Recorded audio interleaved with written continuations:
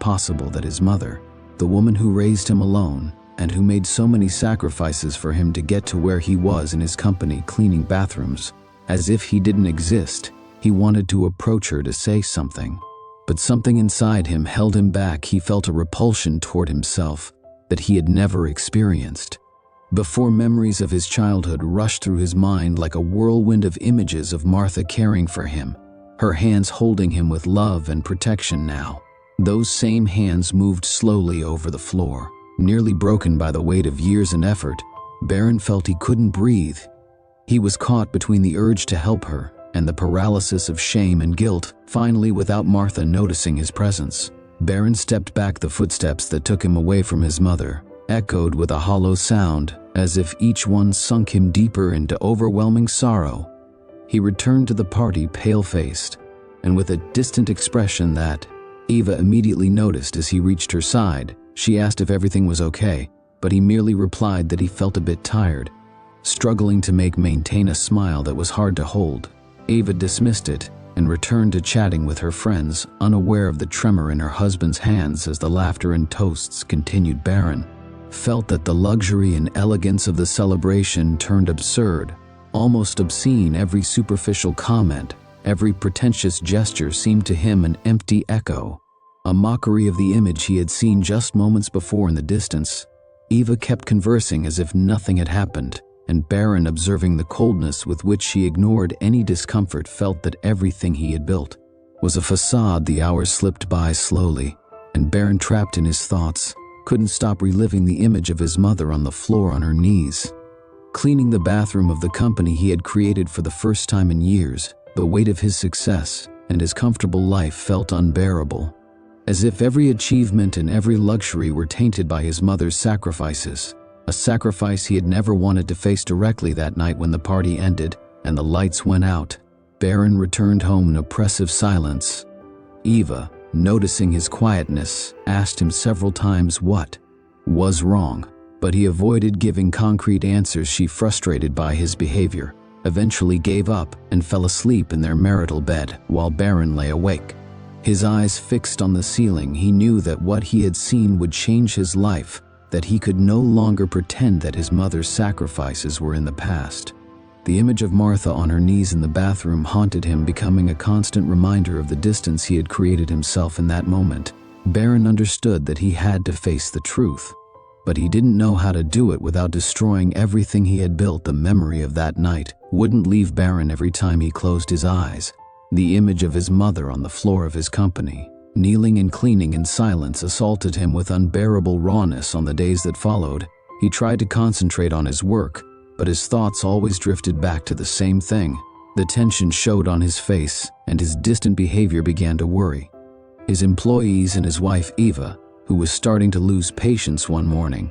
Unable to bear the uncertainty and guilt any longer, Baron decided to investigate Martha's situation. He needed to understand why she was working in his company without his knowledge, and why, despite the money he sent her every month, she seemed trapped in a life of sacrifice and weariness.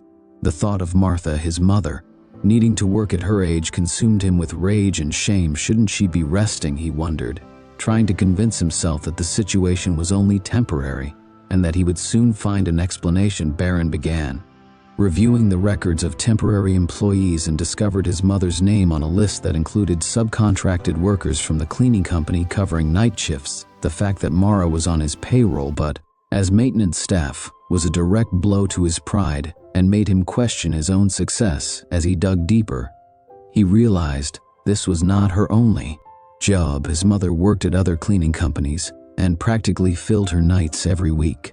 The magnitude of her work schedule was exhausting. She barely had time to sleep. Baron's initial surprise and indignation transformed into something deeper and darker as he continued reviewing Martha's bank accounts. Despite the transfers he made, the accounts showed a balance that was almost always at the limit. There were expenses that didn't align with the life he thought his mother led.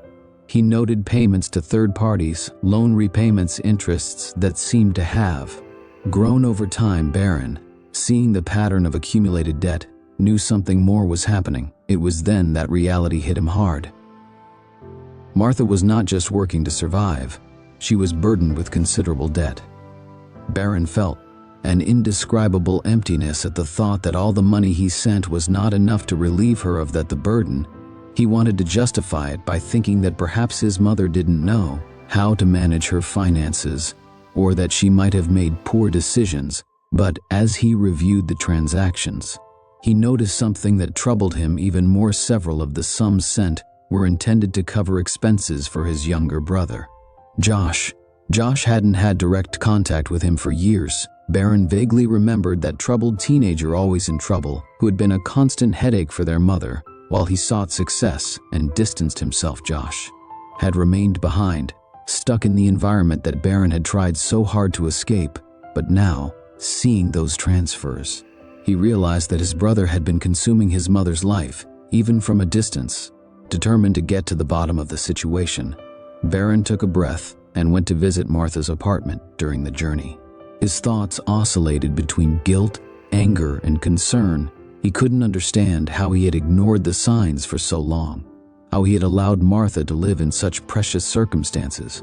Without even noticing, he was convinced that upon arrival, Martha would try to downplay the situation, as she always did, to protect him. When he arrived, he rang the bell and waited. Martha opened the door. Surprised but also tired, Baron's eyes scanned the modest apartment. Every piece of furniture and every corner reminded him of his childhood, the warmth he always felt in that home. But now something was different. Everything looked worn, as if reflecting his mother's life, marked by time and unceasing effort. Unable to contain his frustration, Baron went straight to the point. "Mom, why are you working at the company? Why do you have so much debt?" he asked bluntly, with a mix of concern and reproach in his voice. Martha, initially taken aback, lowered her gaze. Avoiding the weight of the truth she knew he was seeking, with a sigh, Martha tried to reassure him, insisting that her job at the company was just a temporary way to stay active. But Baron, unable to contain his frustration, insisted that she'd be honest. Slowly, Martha's resistance began to crumble, and eventually, she started to open up. She explained that, in reality, the situation was much more complicated than he imagined. Baron's father, whom he remembered fondly, had never died in an accident. He had been imprisoned when Baron and Josh were young. The life Baron had always believed in was in fact a story constructed by Martha to protect him and his brother from the stigma. The man Baron idealized had fallen into dark dealings and scams. When he was arrested, he left the family in a deep economic crisis, full of debts, and without anyone to rely on. Martha had borne all that, a responsibility. She took on the debts, the sacrifices, and the shame in silence, working tirelessly to support her children, even if it meant humiliating herself and hiding the truth. Baron listened in silence, feeling the ground beneath him crumble. The image he had of his father, and even his mother, transformed before his eyes. The thought was he was collapsing, exposing a pain his mother had carried alone for years. Martha continued, explaining that despite her efforts, Josh had not been able to escape his problem and had followed the same dark path. He too was accumulating debts and was in financial trouble. Although Baron sent money monthly, Martha used a good portion of those funds to help her younger son.